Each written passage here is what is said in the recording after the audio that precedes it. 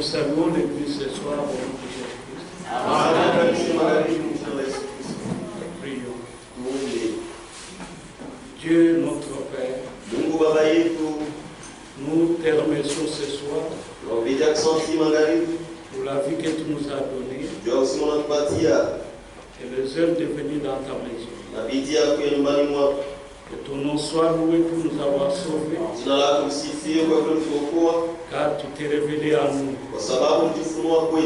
Nous glorifions ton Saint-Nom parce que tu nous aimes. Maintenant ce soir, oh Dieu, nous nous abandonnons à toi. Sois au rendez-vous, Seigneur. Parle à nos cœurs. Que ta parole nous aide à marcher avec toi. Ôte tout ce qui est humain en moi. Utilise-moi comme un micro pour que ta parole soit annoncée. Car seule ta parole a la vie. Et c'est de cela que nous avons besoin. Bénis chaque frère. Bénis chaque soeur. Souviens-toi de nos besoins. Tous ceux qui sont entrés ici, chacun a un problème. Car nous vivons dans le monde des problèmes. Il y en a qui sont malades. Il y en a qui ont des problèmes d'argent. Il y en a qui ont des difficultés de la vie. Mais nous déposons tout à tes pieds. Fais-nous grâce, Seigneur.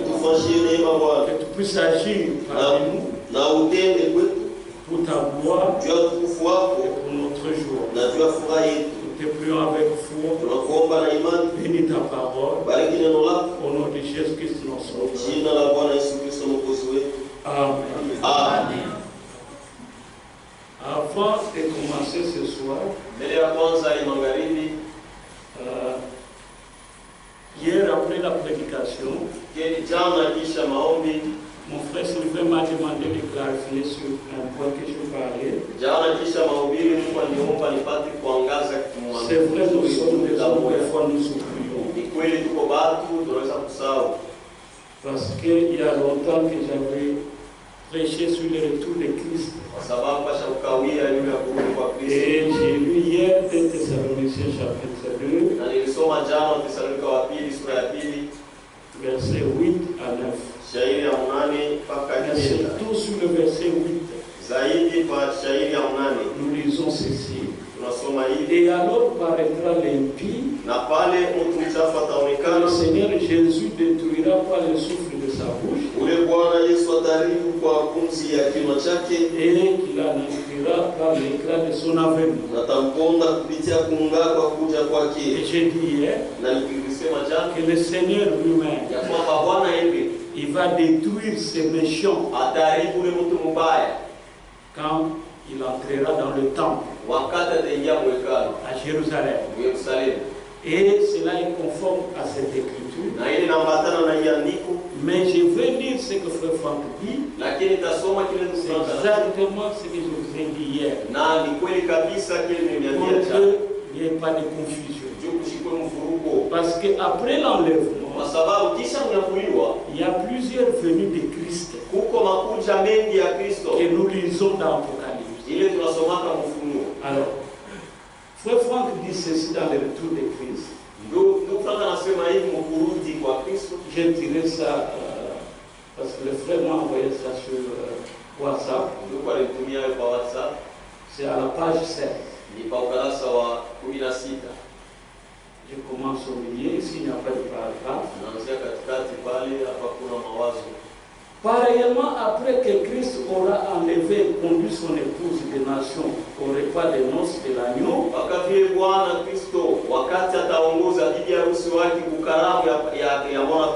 il la laissera dans le palais céleste. Et tout seul, non, tout seul, et tout seul, sans être accompagné de qui que ce soit, il se fera reconnaître de ses frères. Et cela dès que leur nombre sera complet et qu'ils auront été scellés. Et ici, c'est l'exemple de Joseph. En Égypte, quand ses frères sont venus, la première fois, ils ne l'ont pas reconnu. Et la deuxième fois, il a laissé sa femme dans la maison. Il a demandé à ses gardes de s'éloigner de lui. Et lui-même, il s'est révélé à ses frères. Et frère Fandoubi, c'est ça sa première venue. Après son retour et l'enlèvement. Donc nous attendons l'enlèvement. À l'enlèvement, le Seigneur ne piétinera pas la terre. Il vient dans les airs, comme nous lisons dans Thessaloniciens, et nous serons enlevés vers lui. Et il nous amène dans la maison céleste. Après, il revient maintenant sur la terre pour se révéler à ses frères. C'est ça sa première venue après l'enlèvement. En rapport avec cet événement, Jean le vit en tant qu'agneau avec les 144 000 sur la montagne de Sion. Nous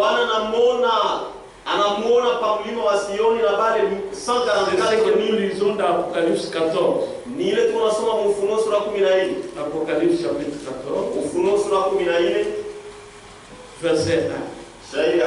J'ai regardé, voici, l'agneau s'éteignait sur la montagne de Sion. Et avec lui 144 000 personnes qui avaient son nom et le nom de son père écrit sur leur front. Alors le frère dit, la montagne de Sion est le point central de l'action de Dieu dans le monde entier. Et c'est en elle qu'il se fera connaître. Et il détruira en cette montagne la face du voile qui couvre tout le peuple. Et la couverture qui est étendue sur toutes les nations. Ça c'est Isaïe 25:7. Maintenant en bas il dit, après que le Seigneur se soit fait reconnaître de ses frères, conformément à ce que dit Apocalypse 10, et en tant que propriétaire originel, il pose ses pieds sur la terre et sur la mer pour faire valoir ses droits légitimes. C'est sa deuxième venue après son retour pour l'église épouse. La venue que nous lisons dans Apocalypse 14 n'est pas la même venue que nous lisons dans Apocalypse 10.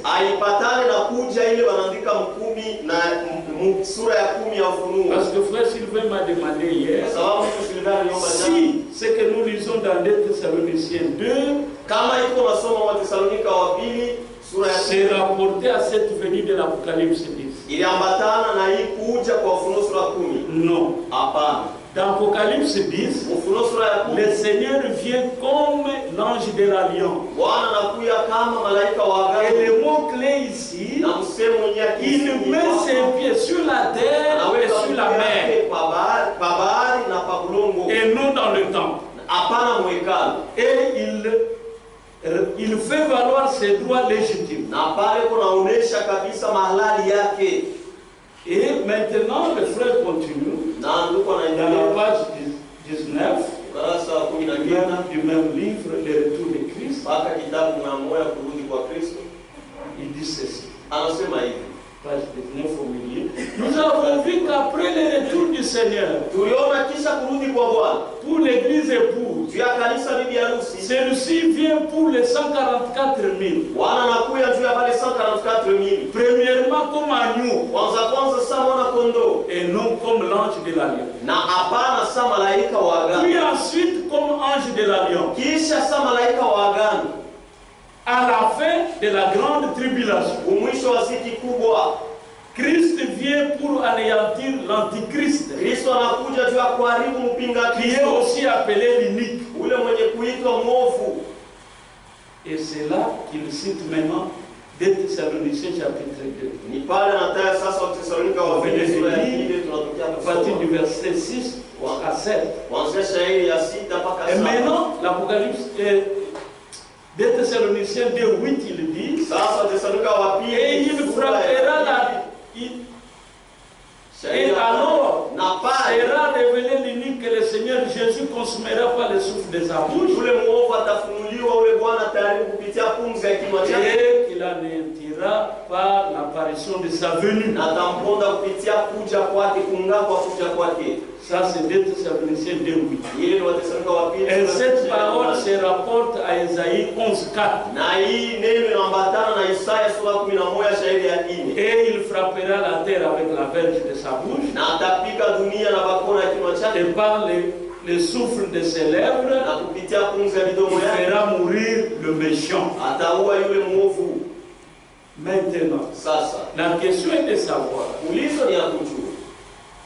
selon ce que le frère m'a demandé d'éclaircir, quand le Seigneur vient entrer dans le temple, est-ce que c'est pendant l'événement de l'Apocalypse 10 ou bien pendant l'événement de l'Apocalypse 14? Comme nous venons de lire ici, dans l'Apocalypse 10, il n'entre pas au temple. Il vient comme l'ange de l'alliance. Et dans l'Apocalypse 14, il est vu sur la montagne de Sion. Et hier soir, j'ai écrit à Frère Franck et pour qu'il me précise ça. Et il m'a répondu.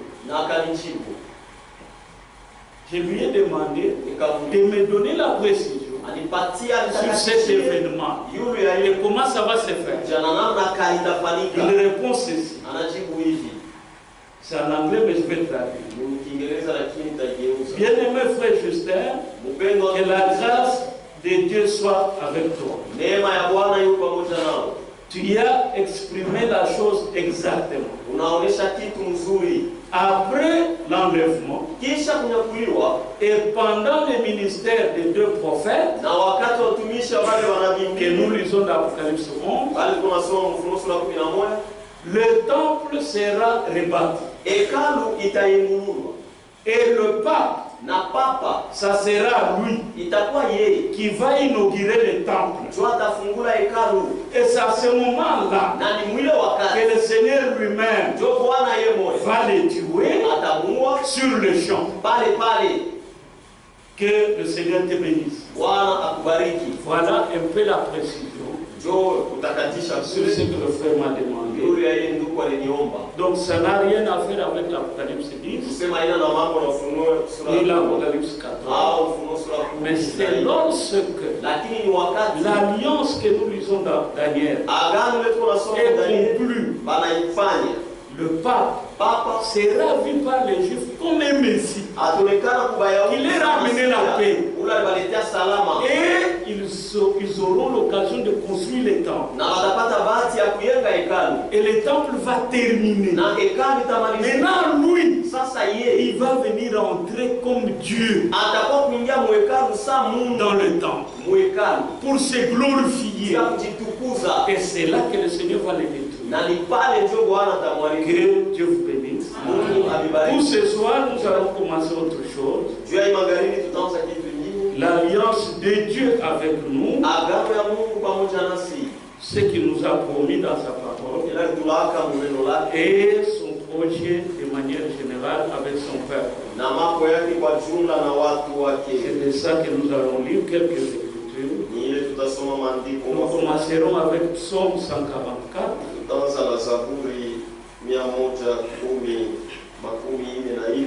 Psaume 144.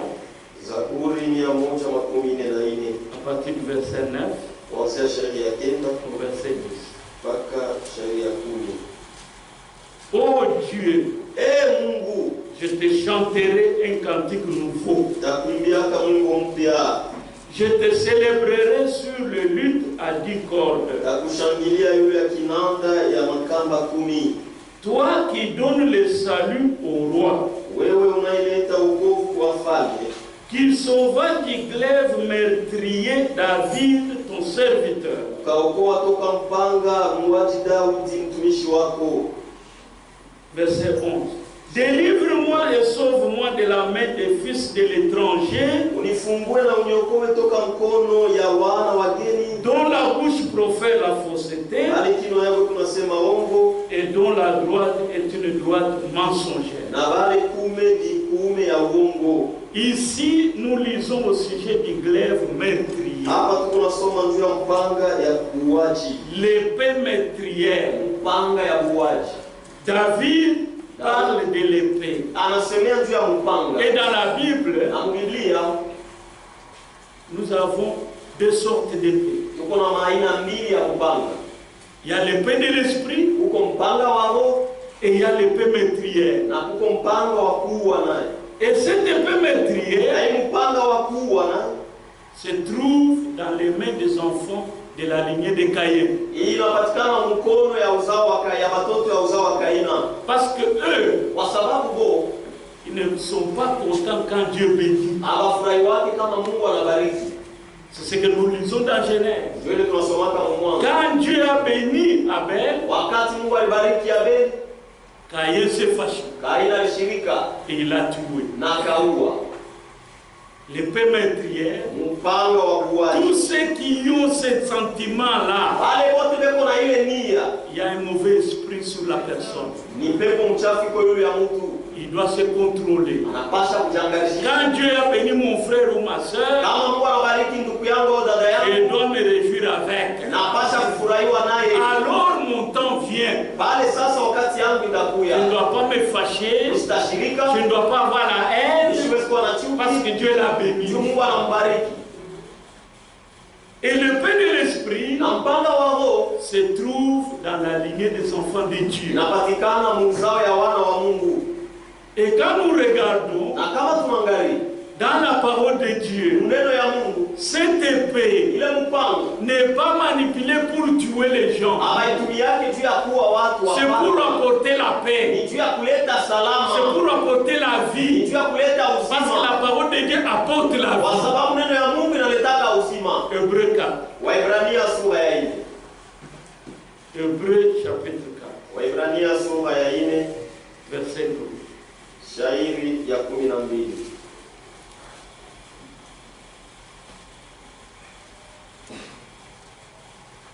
Car la parole de Dieu est vivante et efficace. Plus tranchante qu'une épée quelconque à deux tranchants. Pénétrante jusqu'à partager âme et esprit. Jointure et moelle. Elle juge les pensées et les sentiments et les pensées du cœur. Quand la parole de Dieu nous est prêchée, elle dévoile ce que nous sommes.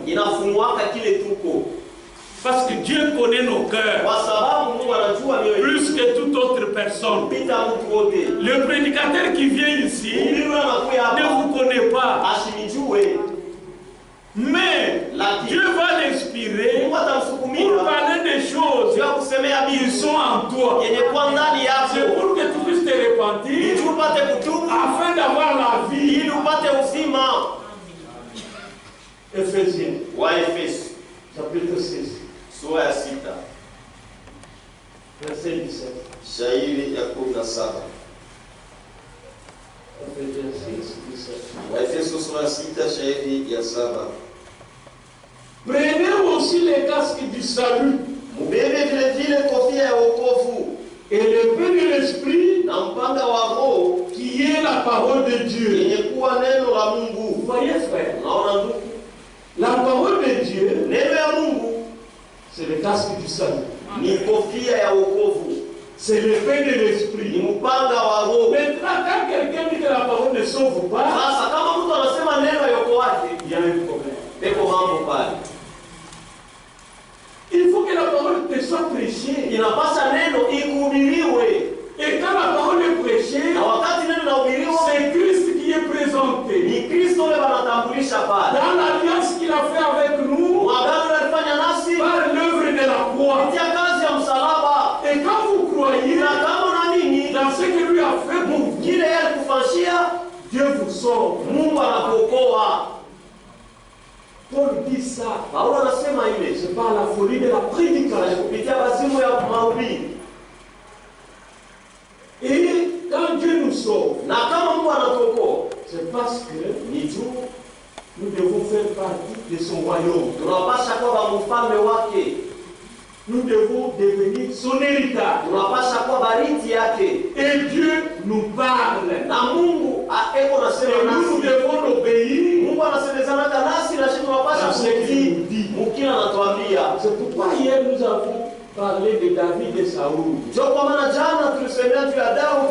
Si vous lisez 1 Samuel, pour voir son caractère, 1 Samuel chapitre 15, verset 13. Samuel s'est rendu auprès de Saul. Et Saoul lui dit, sois béni de l'Éternel. J'ai observé la parole de l'Éternel. Et pourtant il savait qu'il n'a pas fait exactement ce qui lui a été dit. Mais il dit, j'ai observé. Et pour acheter la conscience de Samuel le prophète, il lui dit que Dieu te bénisse, frère. Vous voyez? Tu es en faute. Tu vois un frère qui vient. Que Dieu te bénisse, frère. C'est hypocrite. Tu es en faute, tu reconnais que je suis en faute. Frère Branham donne un exemple. Des jeunes gens qu'il avait mariés. Il est allé pour les visiter. Les autres, l'autre couple, c'était un garçon qui était riche. Mais quand il était à la porte, il a entendu qu'il se tirait dans la maison. Et quand il franchit la porte, il le voit. Oh révérend, que Dieu te bénisse. Bonjour révérend. Ils ont fait semblant comme si de rien n'était. Non. Vous étiez en train de vous disputer dans la maison. Montrez aux frères qui arrivent, aux pasteurs, aux moniteurs. Nous avons un problème ici. Pour qu'ils puissent vous aider. Ne faites pas l'hypocrisie comme si de rien n'était. Et c'est ce que lui fait ici. Il dit, sois béni de l'Éternel. J'ai observé la parole de l'Éternel. Samuel dit, qu'est-ce donc que ce bêlement de brebis qui parvient à mes oreilles?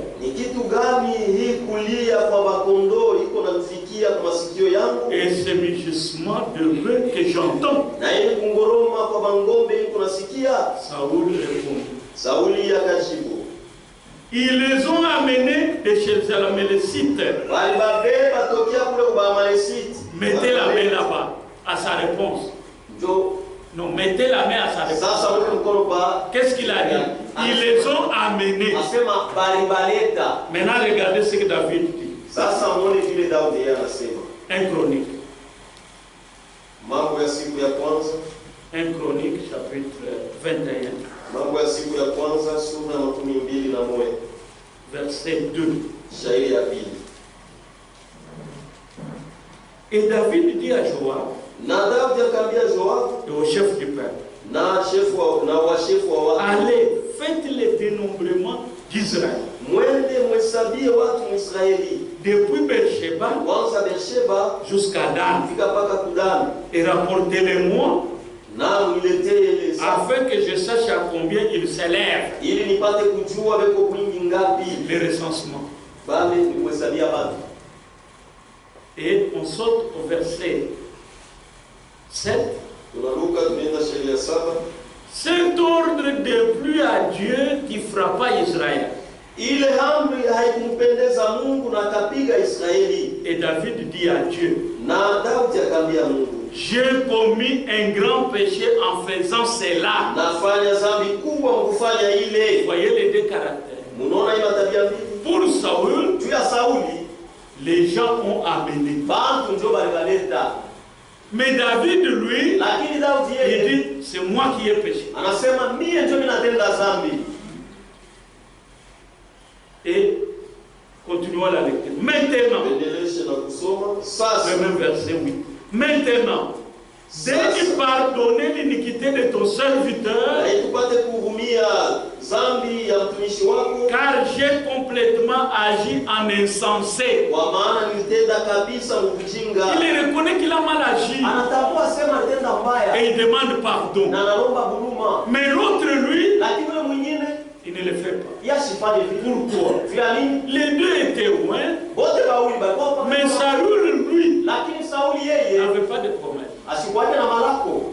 Saül, lui, n'avait pas la parole de Dieu. C'est pourquoi il pouvait faire ce qu'il voulait. Mais David avait des promesses. Il avait la parole de Dieu. C'est pourquoi en lui, il y avait des dispositions pour se repentir.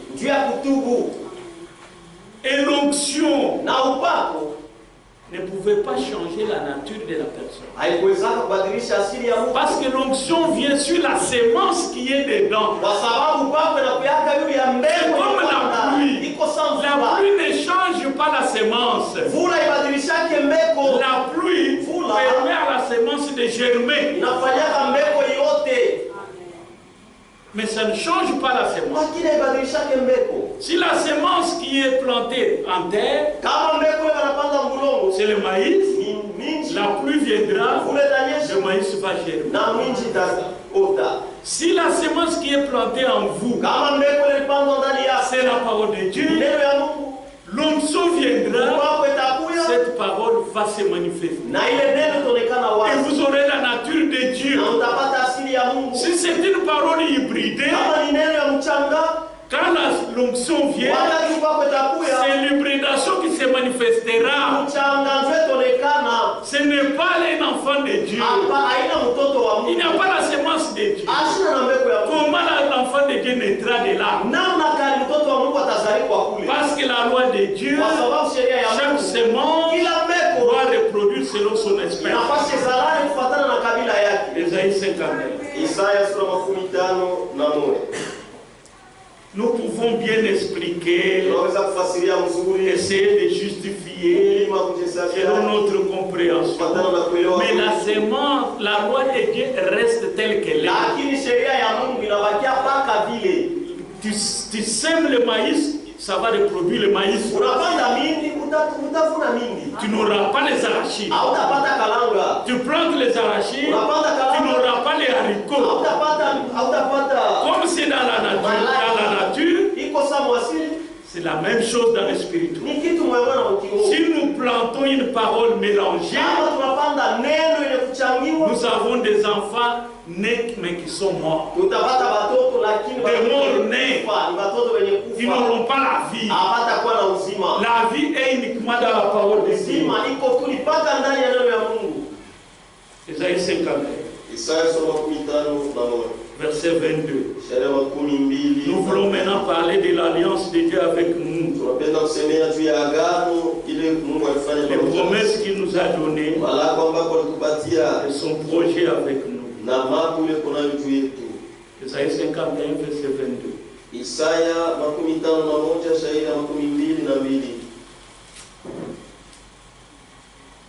Ainsi parle ton Seigneur. l'Éternel ton Dieu qui défend son peuple. C'est Dieu qui te défend. C'est pas toi-même. C'est Dieu qui prend soin de toi, qui défend ta cause. Même si tu es accusé, c'est Dieu qui te défend. Voici, je prends de ta main la coupe d'étourdissement,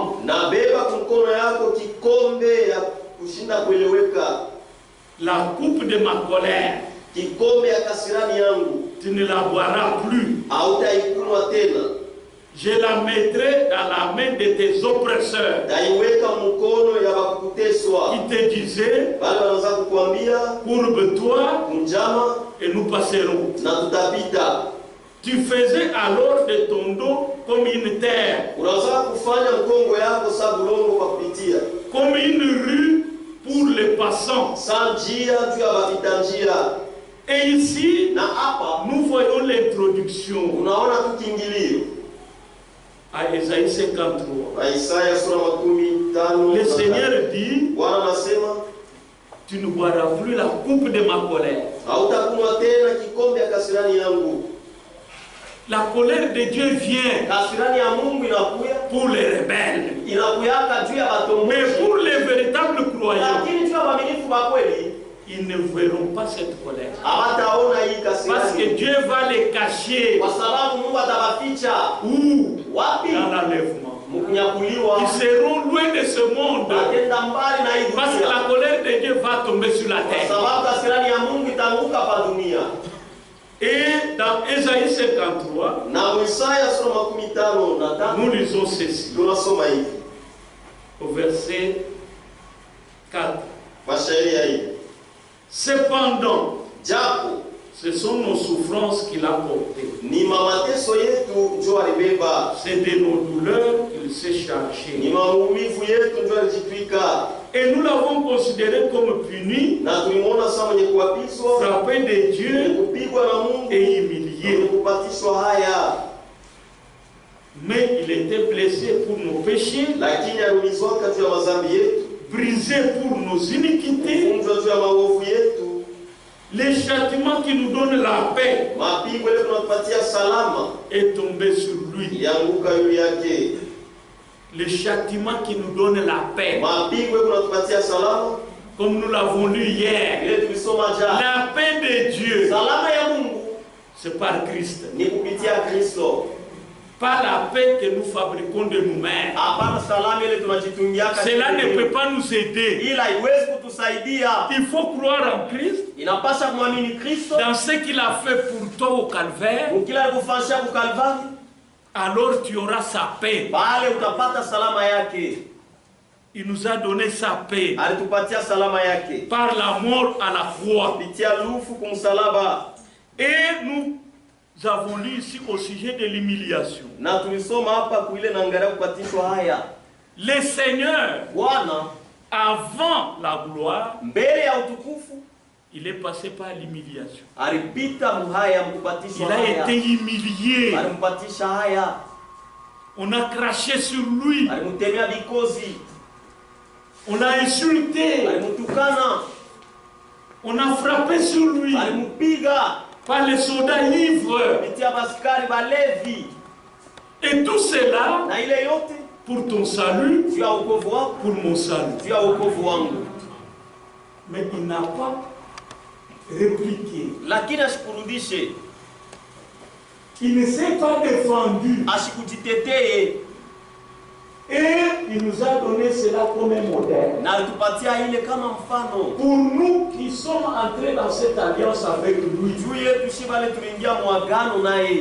Quand on vous maltraite, quand on parle mal de vous,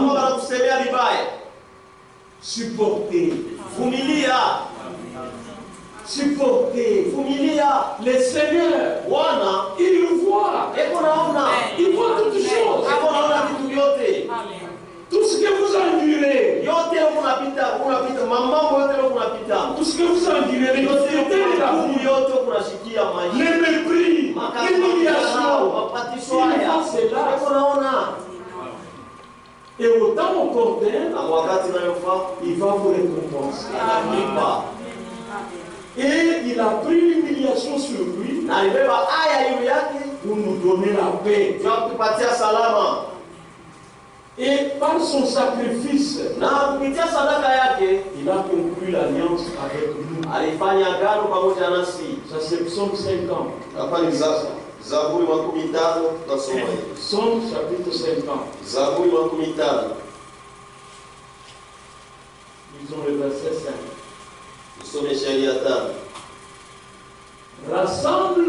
Rassemblez-moi mes fidèles qui ont fait alliance avec moi par le sacrifice. Le sacrifice de Christ. Le verset 6. Et le ciel publieront sa justice, car c'est Dieu qui est juge. C'est Dieu qui juge. C'est pourquoi la Bible nous dit, ne jugez point. Ne parlez pas mal des autres. Surtout quand il s'agit de frères et sœurs. Ils ont mal fait. La Bible ne vous autorise pas de parler à mal d'eux. C'est écrit dans le même chapitre de Psaume. Verset 20. Tu t'assis et tu parles contre ton frère. Tu diffames le fils de ta mère. Tu vas chez le frère pour visiter. Au lieu de parler de la parole de Dieu, pour chanter des cantiques, tu commences à parler des autres frères qui ne sont pas là. Et tu parles en mal. La Bible ne vous autorise pas de le faire. Tu t'assois, tu t'assis et tu parles contre ton frère. C'est pas correct. C'est pas une vie chrétienne. Parlons toujours du bien des autres. Si je vis quelque chose de mal, je m'étais. Je veux voir le frère. Je lui parle. Parce que c'est lui qui a mal agi. Si je gagne mon frère, gloire à Dieu. La procédure est biblique. Lisez ça dans Matthieu. Ne faisons pas les choses selon nos coutumes, selon notre façon de voir les choses. Parce que Dieu a conclu l'alliance avec nous. Et dans cette alliance, Dieu nous a donné ses paroles. Et nous devons obéir. Et il a scellé cette alliance avec son sang. Le sang précieux de Jésus-Christ. Il est monté au calvaire pour notre paix, pour notre joie, pour notre bien. Comme tu crois que Dieu t'a pardonné, crois aussi que Dieu a pardonné ton frère. Crois aussi que Dieu a pardonné ta soeur. Même si elle a mal agi. Parce que la Bible dit, il n'y a personne qui ne pêche. C'est ce que la Bible dit. Et nous croyons ça. Maintenant, si je tombe dans le fond, je dois me repentir. Et je dois croire que Dieu m'a pardonné. Lisons 1 Corinthiens. Chapitre 11. L'alliance de Dieu avec nous, c'est une alliance éternelle. Cette alliance ne dépend pas des circonstances de la vie. Non. C'est une alliance éternelle. Et Dieu ne dépend pas de toi ni de moi. C'est lui-même qui conduit la cause de son peuple. Ni yeye mmoja ndiye anaongoza mambo ya watu wake. Et il conduit la cause de son peuple. Yeye anaongoza mambo ya watu wake victorieusement. Mushindi. Parce qu'il a vaincu les puissances des ténèbres. Kwa sababu alishinda mawezo ya giza. Il les a vaincus pour nous. Alibashinda juu yetu. Pour que nous puissions accéder. Ili sisi tupate kufikia à la nature de Christ. Mwasili ya Kristo. Que nous puissions entrer au ciel, là où les anges qui avaient désobéi ont été chassés. Ils sont devenus des démons. Et c'est eux qui nous combattent pour que nous ne puissions pas entrer là où ils étaient. Mais Dieu, lui, en concluant son alliance, par son sang, c'est éternel. Nous pouvons faire des fautes, mais Dieu regarde au sang. Il nous demande seulement de se repentir, de reconnaître nos fautes. Et le sang de Christ est là pour nous pardonner. 1 Corinthiens 15, 11. 1 Corinthiens 11. Wakorintho wa kwanza sura 11.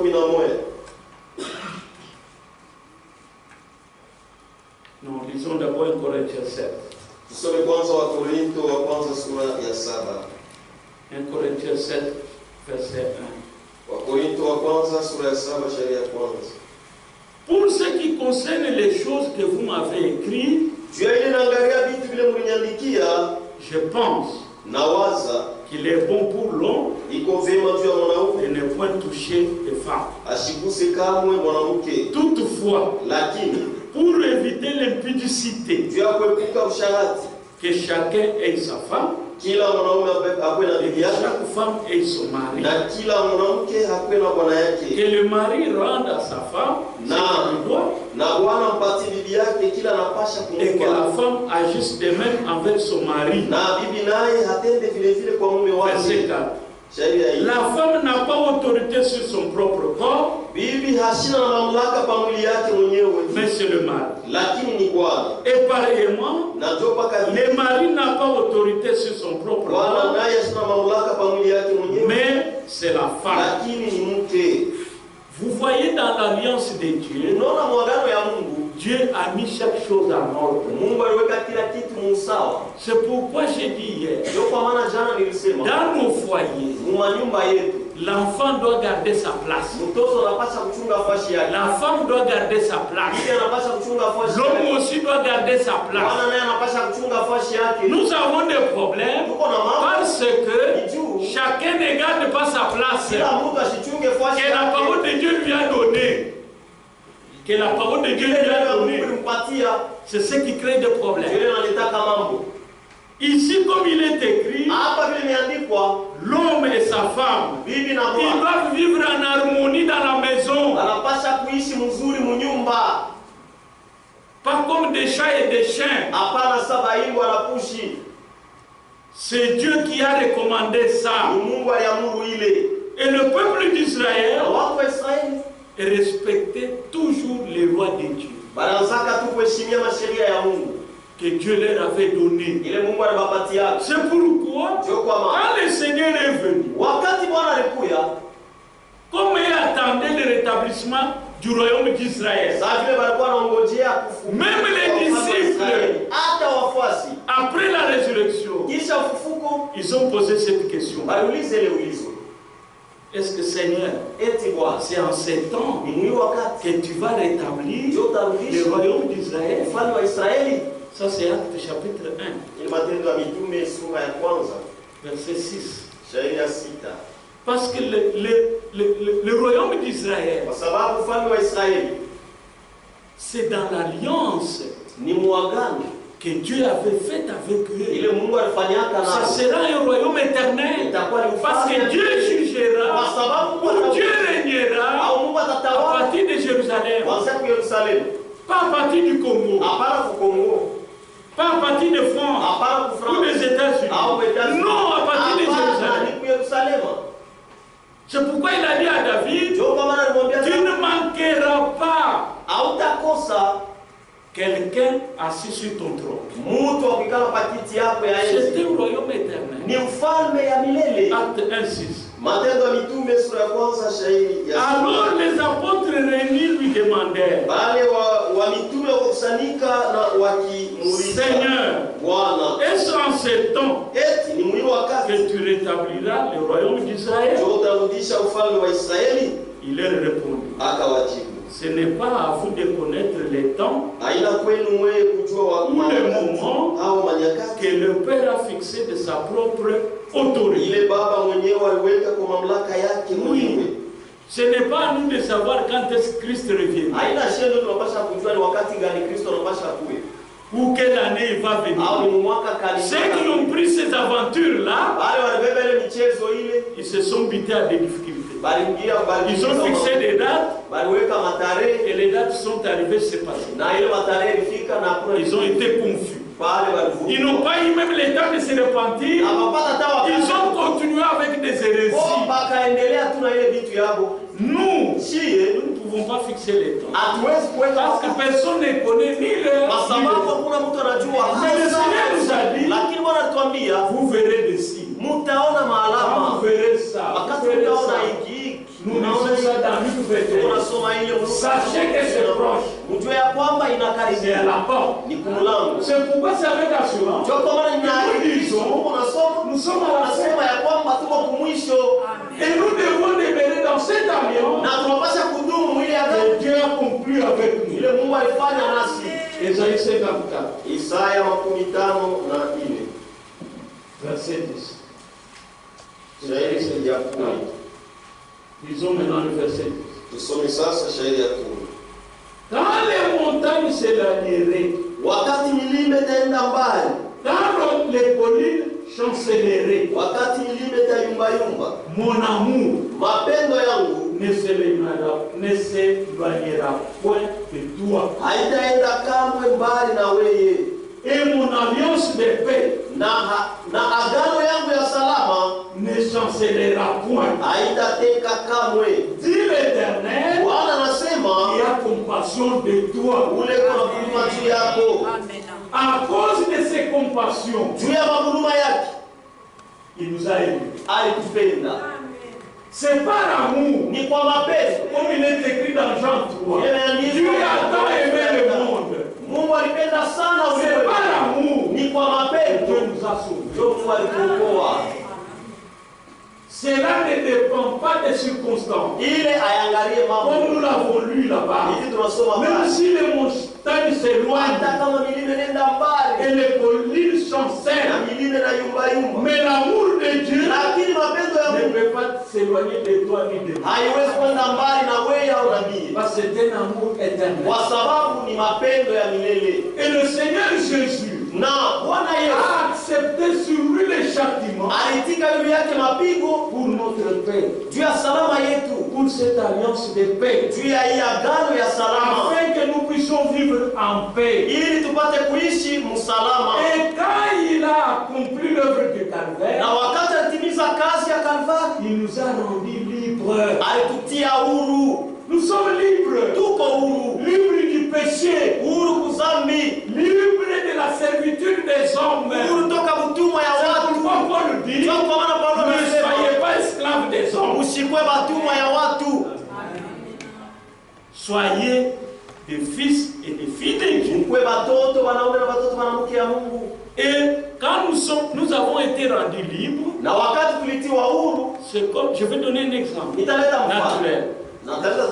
Si je dois de l'argent à quelqu'un, non, j'ai la dette et je ne sais pas payer ça, et que mon frère ici dit, je vais payer pour vous, il va, il paye 7. Maintenant, demain, moi je rentre encore chez cet homme. Je te dois encore l'argent. Donc ma tête ne tourne pas bien. Parce que ma dette a été payée. J'ai été rendu libre. Christ nous a libérés de la puissance des ténèbres. Mais l'ennemi va toujours faire des bruits autour de nous. Mais croyons que nous sommes déjà rendus libres. Il nous a dans l'écriture, la Bible dit, le Seigneur a écrasé la tête du serpent. C'est la tête qui a été écrasée. Mais la tête peut toujours continuer. C'est ça qui fait des bruits. Mais il n'a plus le pouvoir de mordre. Parce que cette puissance a été déjà détruite par le Seigneur lui-même. Et quand nous croyons dans cette alliance, nous recevons par la foi la même puissance. Nous recevons par la foi la même grâce de vivre comme lui et de vaincre les puissances des ténèbres. Parce qu'il les a soumis sous ses pieds. L'ennemi n'a plus de pouvoir. Il peut faire des bruits, c'est vrai. Mais, comme on a dit hier, si tu dois mourir, frère, si tu dois mourir, sœur, le Seigneur autorise. C'est lui qui a les clés. Personne ne peut venir ravir ça. C'est une alliance éternelle. Une alliance de paix. Et le Seigneur nous a rendus libres. Lévitique. Voilà. Quand c'était l'année des jubilés, l'homme qui était esclave, quand la trompette sonnait, même s'il était au champ, il jette là où il part. Son maître n'a pas droit sur lui. Mais monsieur, tu vas où? Il va lui dire, tu n'as pas entendu le son de la trompette. Je suis libre. Lévitique 25. Verset 8.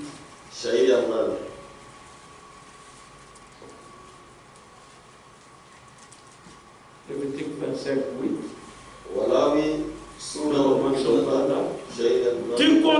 Tu compteras cette sabbat d'année. Cette fois cette année. Et les jours de cette sabbat d'année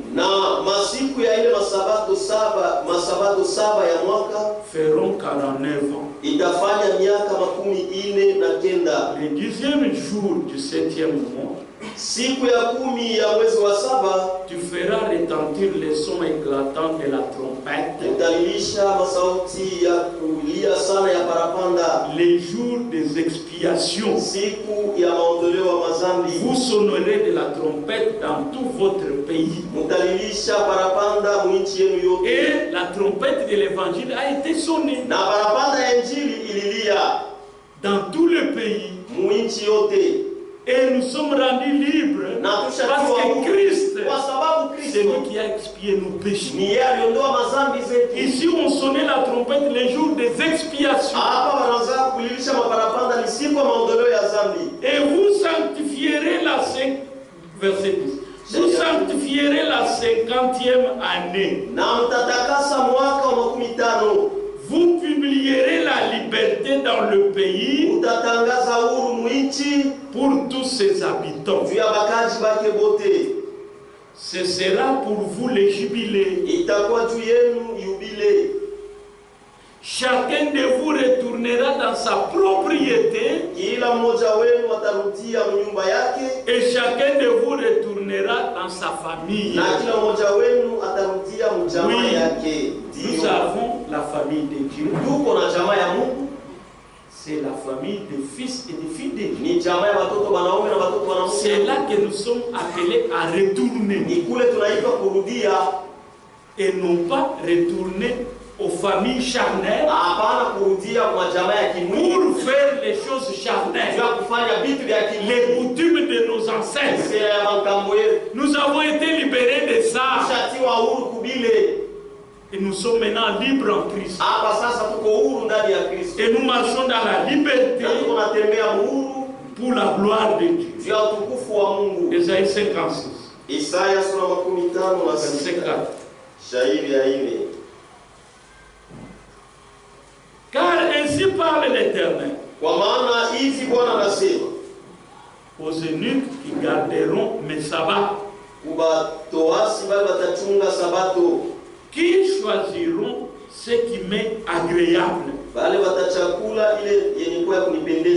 et qui persévéreront dans mon alliance. Le problème c'est ça.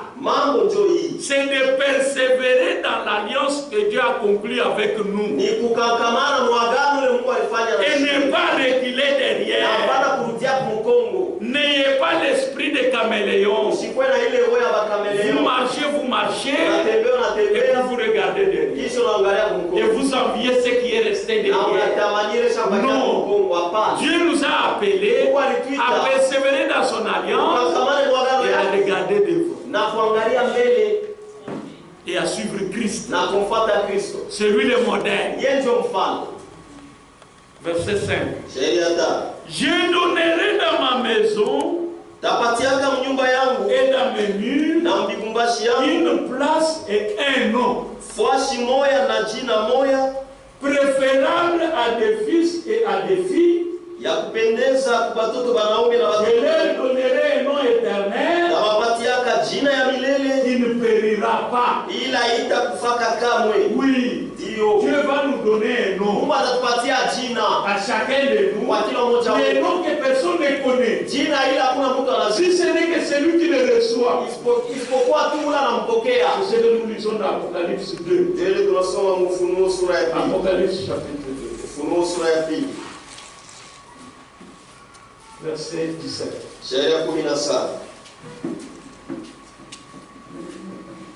Que celui qui a des oreilles entende ce que l'Esprit dit aux églises. À celui qui vaincra, je donnerai de la manne cachée. Arrêtons d'abord. À celui qui vaincra. Il nous est appelé à vaincre. Si nous devons vaincre, c'est qu'il y a un combat que nous devons mener. Et le combat, c'est dans ce monde ici. Et le combat que nous avons à mener, ce n'est pas quand nous dormons. Non. Quand nous dormons, notre esprit se repose. Donc se repose. C'est pendant le temps de la journée. C'est là que nous sommes confrontés aux choses de la terre. Et c'est à ce moment-là que nous devons combattre. Et nous devons vaincre. À celui qui vaincra, je donnerai de la manne cachée. Et je lui donnerai un caillou blanc. Et sur ce caillou est écrit un nom nouveau que personne ne connaît, si ce n'est celui qui le reçoit. Voilà la promesse de Dieu. Pour ceux qui persévèrent dans son alliance, ils vont recevoir les noms. Comme nous venons de lire. Somme 89. Pour terminer. Ils sont Somme 89.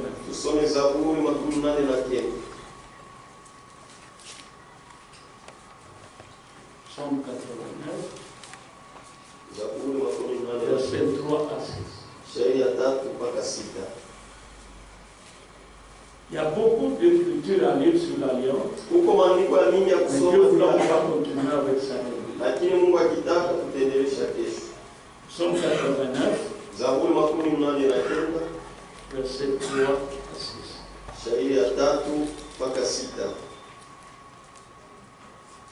Car j'ai dit,